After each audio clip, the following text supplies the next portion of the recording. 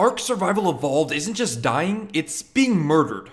Kind of. Here's a not so controversial opinion. Early access can destroy games and developers. The idea behind early access is novel and well-intentioned. Create and develop a game allowing the gamers to be a part of the process. Don't develop in isolation and wait for release to gauge interest and faults. Instead, do it all simultaneously so that by the time the game launches in its finished state, it's the best version of that product the studio can muster. Unfortunately, that is the idealist version of early access. In practice, the system allows for far different realities to manifest themselves. Early access is all too often used as a crutch, a development extender in which studios often waver in focus and slowly lose interest in their own games. Products like DayZ sit in early access for 4 years. Games like Ark Survival Evolved morph into something that no one expects. But with Ark, early access is only a part of the game's story. The game's community is spiraling, the word of mouth has shifted, and it seems as though Ark's potential is dying out before our eyes. So what killed, or what is killing, Ark Survival Evolved? Today we take a look at the strangest entry in this series of videos, mostly because the game is not dead, but it is dying. Its potential is dying. And today we're going to look at exactly what is killing Ark. Why is Ark losing its luster? Why is the game turning into something that no one wanted?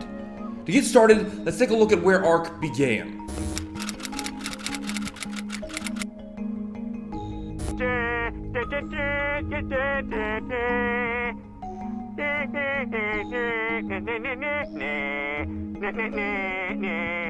Ark Survival Evolved was developed in a very unique fashion. Studio Wildcard played fast and loose, running and gunning through development, and this both aided in Ark's unique feel, but also began the series of problems the game would run into. Studio Wildcard has literally never developed a game before Ark. In fact, they were formed, founded, and began development on Ark all in the same year, that year being 2014. Ever sat at a table, starving, ordered far too much food, and 45 minutes later had someone look at you and eye-rollingly say, "Eyes bigger than your stomach, huh?" A tired idiom that applies to Studio Wildcard. They as a collective had experience developing games elsewhere. In fact, one of Ark's leads developed the game in secret. Why? Because he was violating a non-compete agreement he signed after he left another developer. He was breaking not only a contract, but a law. But it wasn't the only way Ark's development was strange. Far too often with games like Ark, developers search for mass appeal. We see it time and again. The studio didn't just want to appeal to survival fans, they wanted MMO gameplay, open world single player gameplay, RPG elements, they wanted it all. And somehow, in just 7 months, literally 7 months, they had a product they felt ready to release into early access with the ambition of launching fully 1 year later,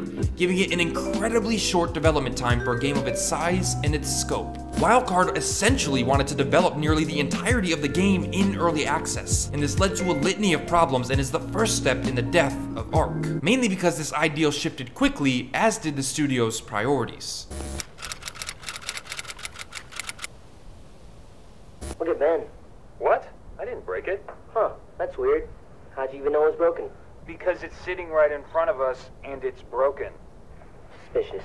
In 2014, Steam changed their early access policy statement to reflect a simple and unfortunate reality of the program. Some games will go unfinished. What you get is what you pay for at the time you pay for it. Ark went into early access, as previously stated, literally just 7 months into development, and it was in a rough state. Obviously, the problem is, throughout the entirety of its 2-year run in early access, 2 years, it never really got better. The game was, for the entirety of those 2 years, fluctuating in a state of complete brokenness and easy exploitation. And it still stands there today. The game had truly game-breaking bugs, as to be expected of a game this early in development. Balance-shifting glitches, crashing, game-ending clipping moments, invincible players, it was an absolute mess. Most normal studios would get to work and focus on doing nothing but fixing all of these problems. You know, attempt to get the game in a working state. Wildcard had other ideas. See, most studios want to put games that are relatively content ready into early access, and use early access to work out the kinks the gameplay needs ironing out. But Wildcard's eagerness to get the game into players' hands, their first game, resulted in an elongated period of early access that was mostly defined by the creation of problems, not fixing them. The team would add creatures, new dinosaurs, new game modes, new locales, new features. They just kept stuffing this release full of marketable mechanics and systems, but they didn't take their time to get them right. Instead, they'd add these things, it would break the game in a litany of ways, create a deluge of technical issues, and then they'd move on and add something else, promising to retroactively fix the problems they created. But every time they kind of fix something, they break something else. Instead of focusing on creating a singular game defined by quality, they focused on attempting to implement every idea that shot out of the team's mouth when they were out to lunch. Fans and supporters paying for this experience quickly grew impatient, and it's hard to blame them, because this was the development of a pattern that quickly spiraled out of control.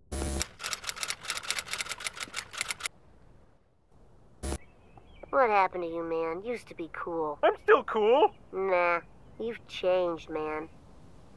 Remember that eyes too big for your stomach idiom? It's back. As the studio continued to add, and the game continued to be a broken and buggy mess, promises kept being made by the studio. They also kept being broken. The fans were turning into nothing more than noise to the studio. Every business must make money, that's obvious. However, the idea is to not make that money in spite of the product. Wildcard saw money on the table, and they ran for it. About a year after the game began its early access run, Wildcard announced a full paid DLC expansion for the game. The game itself had yet to be anywhere near finished. Cheating was out of control, so were the game's technical problems, and Wildcard had already turned their attention to creating DLC for the game. Expansive paid DLC at that. DLC that, despite players' early access status, would still need to shell out money for. The studio tried hard to spin the reality of this release, stating a separate team was who worked on the DLC, which essentially means nothing because resources are resources no matter how you allocate them. When the DLC did launch, it exacerbated every technical problem the game had once the update was downloaded, a requirement, by the way, whether you bought it or not. It got so bad that the update hit some players' systems and they wouldn't even be able to log in and play the base game. Most of Scorched Earth's problems, the title of this DLC, would go unaddressed for months, and the small fixes were almost all focused on that DLC for those very months, meaning that the base game, still unfinished, was largely ignored. To make matters worse, during the same period of time, the studio allocated even more resources to turn a Battle Royale mod into a free-to-play full release, a spin-off, again, without having finished a single game. Besides the nearly unprecedented move of releasing full-price DLC expansions for an unfinished game, besides releasing a full spin-off for an unfinished game, fans were reaching a boiling point. When the backlash of this decision hit the fan, a lead developer responded on the internet to one fan who was upset with this decision. This is a direct quote. It is not a joke. He says, "Your entire post screamed of rage because you are too cheap to pony up $20 for a game worth $60, which we undercharged for in the first place. If you don't want to pay, that's fine. We aren't holding a gun to your head." It stands as the single most delusional, condescending comment I've ever seen from a developer regarding their game that's still in development. Early access to not quite know what they wanted, to not know where to focus their efforts. It allowed their priorities to shift at the detriment of a product that to this day stands relatively unfinished. Wildcard's lack of focus, lack of fan priority, and willingness to listen to their community is another shot in the body of ARK. But then it launched, and this is where ARK truly began its race to death. No. No. She wasn't ready. She wasn't ready. The most shocking swipes at ARK Survival Evolved taken by their own studio has to be the things that are more recent. The game finally began to reach a state that Wildcard deemed acceptable to release in and take out of early access. It was not a graceful process, to say the least. ARK was a $30 release in early access. When it came time to take it out of early access, a few things happened. The first is that the studio teased and informed people of a possible sequel in the works. Again, not a joke, not hyperbole. The game, from an unproven developer that had yet to actually release in a full state, had a sequel teased, which was odd. But hey, if the original game is in a finally finished state, who cares? It wasn't. The aforementioned $30 price tag changed for the full release. It was now a $60 game to ensure retail price parity, according to the studio. The problem was, the game in its full release state was still completely broken. On consoles, the game was in an even worse state than it was on PC. The game's consistent and mind-numbingly repetitive server problems would come to a head. Its poor optimization on PC was now affecting a $60 final product, and the game was nowhere near free of the exploiting and game-breaking issues that had defined its early access run. The move to take the game out of early access was nothing more than an arbitrary excuse to double the price of the game and get the word of mouth going again. It was not finished. It wasn't in a significantly better state.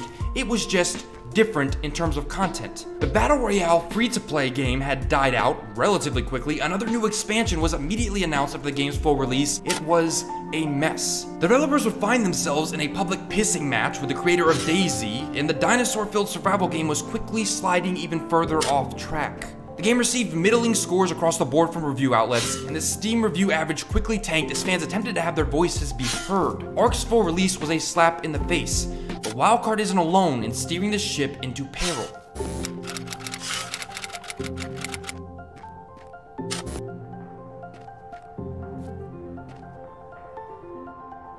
you always gotta be so mean to me? When taking an analytical look at the game, when objectively examining a piece of this unique medium, it's often very hard to justify looking at the behavior of a community, given that this often requires making sweeping generalizations about an entire subset of people, which is almost always a terrible idea. And then there are exceptions. There are communities, games where this subset of people is larger than most, large enough to have an obvious and objective effect on how the game is played and how it's viewed. For ARK, this starts at the very top. The aforementioned comments from developers referring to gamers as cheapskates for not buying into their practices is just the beginning. More importantly, the developers are far less transparent than the community would like or they would need to be. The team constantly makes promises about bug fixes, problem rectification attempts, and empty dates of completion for not only these updates, but for content as well. There's a massive disconnect between the community and the people speaking for the developers and the developers themselves. Delays in content and DLC that many pay for in advance is not met with any reasonable explanation. Instead, the delays are always met with short messages that do not list new timetables for the content that again has already been paid for, nor an explanation for why nearly every deadline the studio sets for content isn't met. But this is nothing compared to the toxicity problem within the community itself. Official servers are filled with griefers and cheaters and seem to have fostered a culture of combativeness regardless of whether you're in PvE or PvP. This is not Warframe. This is not Rainbow Six. There's a huge hostility towards new players. You are very unlikely on most servers to find people that are willing to help you learn the game as opposed to griefing or attempting to kill you. And what this does is breed toxicity. Toxic players create toxicity and in turn poison the well of new players, and it becomes cyclical. It becomes a hobby for players to raid and completely wipe other bases whether they are there or not. It's not always enjoyable. And yes, you could argue that this is all multiplayer games, especially survival games, but the abundance of cheating, the incredibly minute amount of friendly players relative to the not so friendly, especially on official servers, is not only intimidating, but it can be a turnoff for new players, and it stands in stark juxtaposition to the far friendlier communities of games like Warframe, Siege, hell, even PUBG and Fortnite to an extent. Community requires effort. Building community requires effort, and ARK's community is shifted for the worse. This isn't everyone, not even close, but it's enough. ARK is nothing if not disappointing. When it was first announced, this dinosaur multiplayer survival puzzle of ideas was exciting. It felt like Turok being modernized with some Minecraft mixed in. ARK had the potential to be something truly special, something truly unique. In some ways, it became that unique thing so many were hoping it would be, but now, the game sits at a precipice, hanging ever so precariously off of gaming's tallest cliff. Sustainability in today's gaming space is not only a difficult goal to reach, but it's becoming rarer and rarer by the day. As much as I personally want ARK to finally sit in sort of a finished state, as much as I want ARK to magically progress to a place that it should have been at long ago, as much as I want Wildcard to suddenly shift their priorities, I know this is all extremely unlikely. The denial stage is ending. It's time for acceptance. It's time to accept that ARK is never going to be what we wanted it to be. It's never going to fulfill its potential. So as a player, you have two choices. Accept and enjoy as much as you can, and move past outlandish hope for what the game could become, or leave the game behind and move on to bigger and better experiences. Either way, ARK is worth playing if you fall into that first camp. ARK is not bad, ARK is not dead, but its potential is dying, and it's trending downward. A miracle could right this ship, so I guess it's time to hope for one. Well guys, that was it for today's doc, and as always, sort of a dialogue. What do you think of early access in general? What do you think the merits of the system are, but more importantly, what do you think that this system does that could be a detriment to these games? More specifically, ARK. What do you like about ARK? What do you hate about ARK? Have you played it? Are you interested in it? Do you think it does survival rights? Or do you think the game's problems overwhelm any ounce of enjoyment you might get out of the game? Remember the answers to any of those questions down in the comments below. Let's have a real conversation. And as always, like I said last time, I'm going to do this portion of this video a little bit different right after I get through this part. Which is, if you enjoyed the video, hit that like button. If you are not yet a member of this team, press subscribe. I put out gaming analysis, examinations, and essays just like this one twice, sometimes 3 times a week. So hit subscribe so you do not miss any. As always, I will link my Twitter handle in the top pinned comment down below where you can follow me to take polls so that I know what games you guys want to see. And also talk about things that aren't games sometimes in my Patreon, which will be linked in that top pinned comment down below. But more importantly, I want to use this section from now on, like I mentioned in the last essay, to kind of give my opinion on these games. So what is my subjective opinion on ARK, removed from the objective analysis? ARK is disappointing for me. My opinion pretty much aligns with the analysis of this game. I was really excited about ARK when it was first announced. I was really excited about ARK when I started playing in early access. And I quickly became less and less excited. And In Classic WoW, making gold was such a big part of the game. Many things required you to acquire a lot of gold just to get some of the basics. For example, getting your first mount, your first 60% speed mount, required 100 gold. If you were at like a level 60, that would probably take you about 4 to 5 hours of farming gold. And that's the level 40 mount. That's not the level 60 100% speed mount, which required 1000 gold. So that should give you some perspective as to how big a deal gold was in vanilla WoW. You needed gold to do anything, and being a raider required a really high amount of gold just to buy the potions you needed to raid. In addition, there were tons of bind and equip items that required really high prices to buy. So no matter what you were doing, you required a lot of gold to play vanilla WoW. However, in modern WoW, gold farming isn't that much of a thing. In modern WoW, gold is really something quite secondary. It's not a key part of the game anymore. With things such as WoW tokens and, bind and equip items being less and less important, it really isn't that much of a mechanic of the game. So when something is this time consuming and hard to acquire, it is natural that people will try and take some shortcuts. And this gave rise to the industry of real money trade. And in World of Warcraft, selling gold was such a huge business. Many big companies started brokering gold, and they connected gold farmers in China to customers in the West, and they made a ton of money from this. Websites like IGE and so on were basically the leaders in this industry. And to begin with, it was somewhat of an innocent business. You see, obviously against Blizzard's terms of service, these guys were selling and farming gold, and obviously you're not allowed to do that according to the TOS.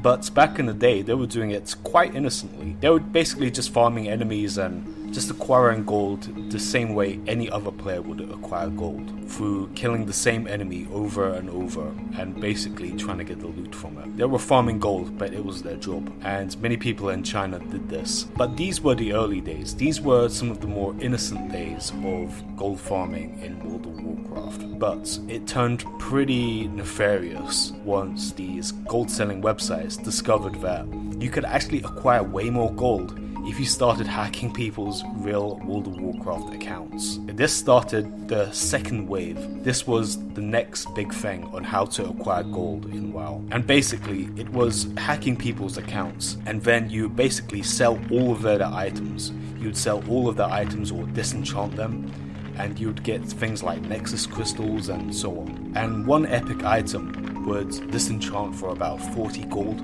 A Nexus crystal was about 40 gold, so they would log into your account, they would disenchant all your items, and then send the Nexus crystals to one of their proxies, and that would be a ton of gold.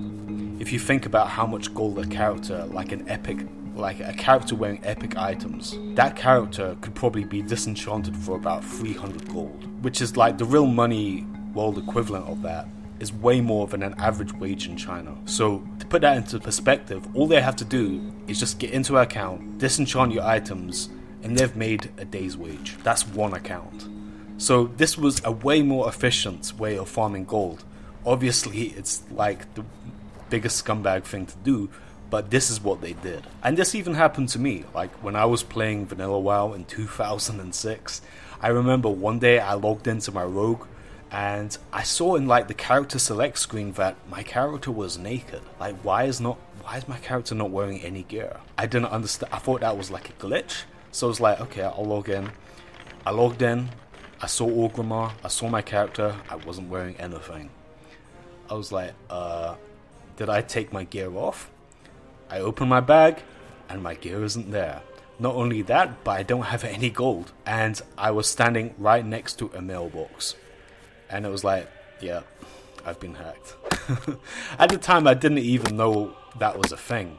And I only discovered that's actually how they did it when it happened to me. And that was pretty traumatic. Like, I mean, I had some molten core items and, I had some epic items. But damn, when I was like a little kid, that meant everything to me. But fortunately, I contacted Blizzard and I got my stuff back. Everything half a day to get my stuff back from Blizzard. But that was pretty scary. Another unscrupulous way of them making gold was by using bots. It was quite expensive to hire someone to farm gold for you for 12 hours.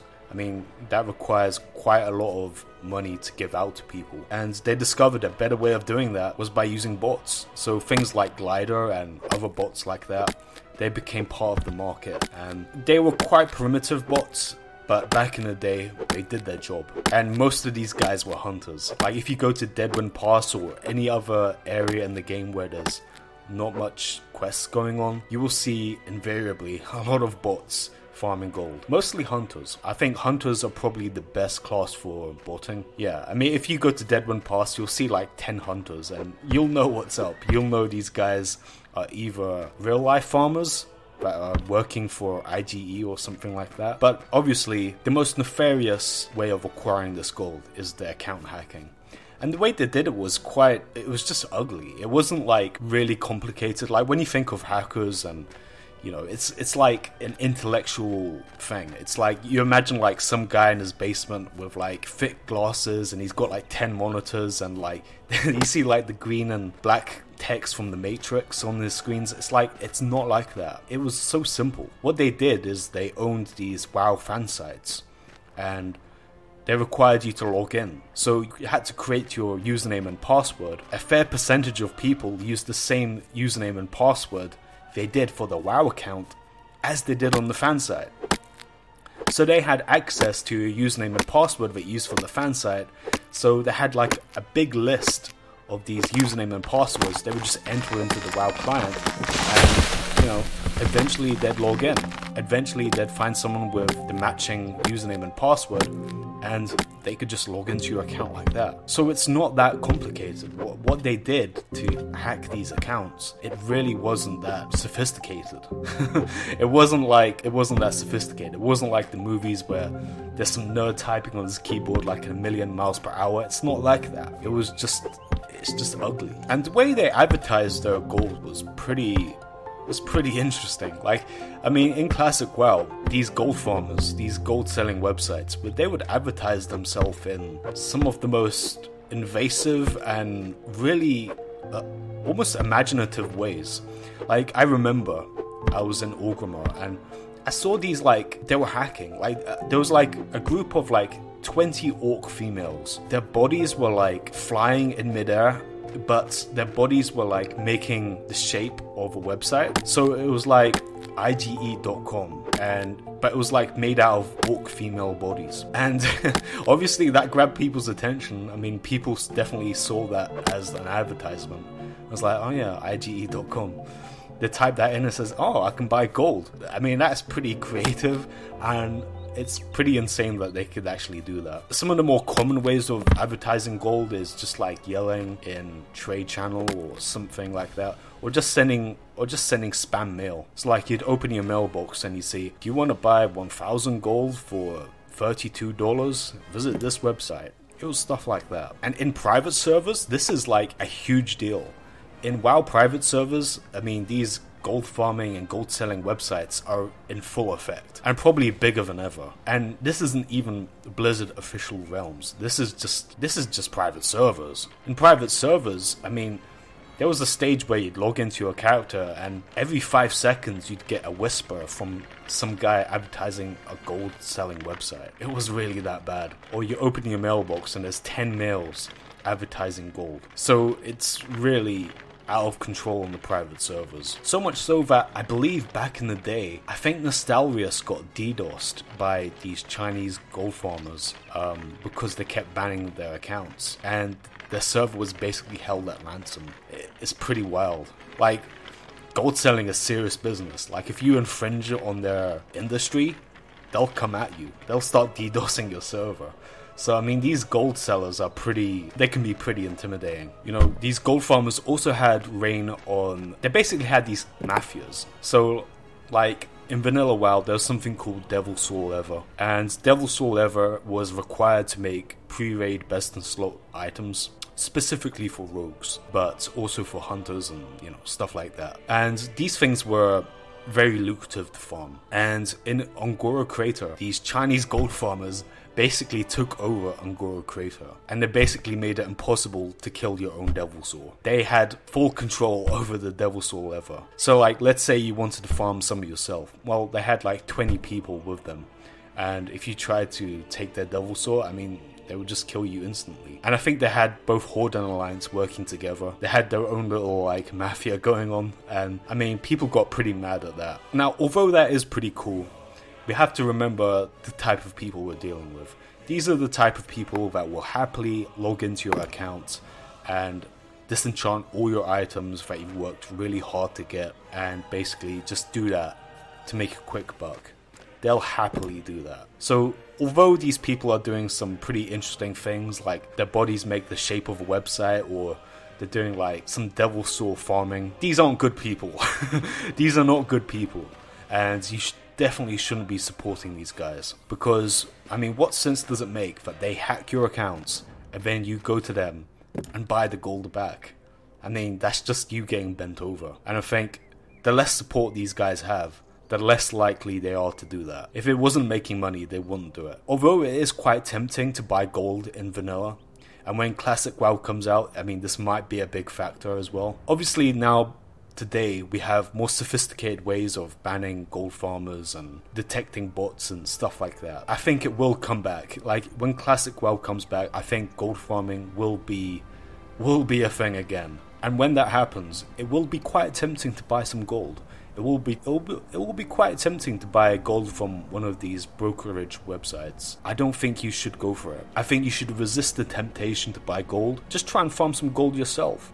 I mean, it does take some time, but at least you're not supporting the guys that are hacking your account and selling the items. You don't want to give these guys any money. These are not someone you want to support. These are not the guys that you want to give your hard-earned real-world money to. I mean, even if they weren't doing their account hacking, they're still doing things like creating bots that farm gold and setting up mafias to, like, have a monopoly on the devil soul ever. The way they make gold is not just simply farming the same mob over and over.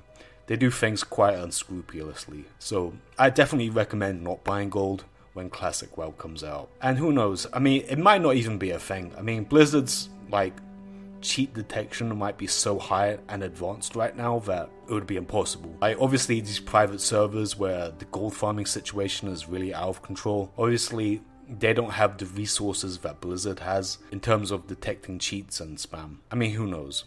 But this was just like a big part of Classic or Vanilla WoW that I don't think people have really mentioned on YouTube, and it really was a big part of the game. And over time, selling gold became less and less of a business. In Burning Crusade it was a similar deal, but I think Wrath of the Lich King, it started taking a downturn as gold farming was less and less a big deal. Well guys, if you like this video, please like down below and subscribe to the channel for more. This is Volty signing out.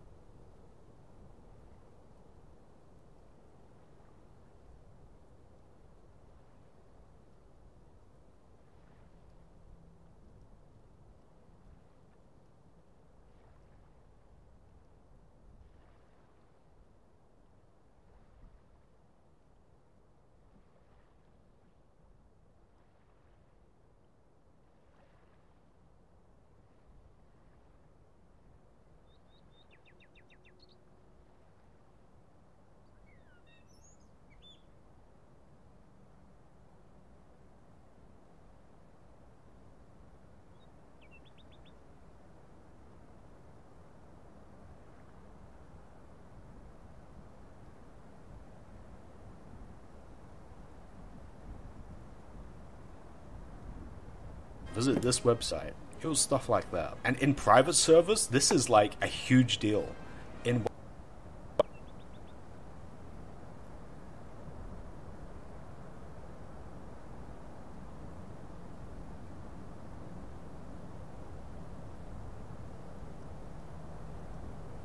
Visit this website. It was stuff like that. And in private servers, this is like a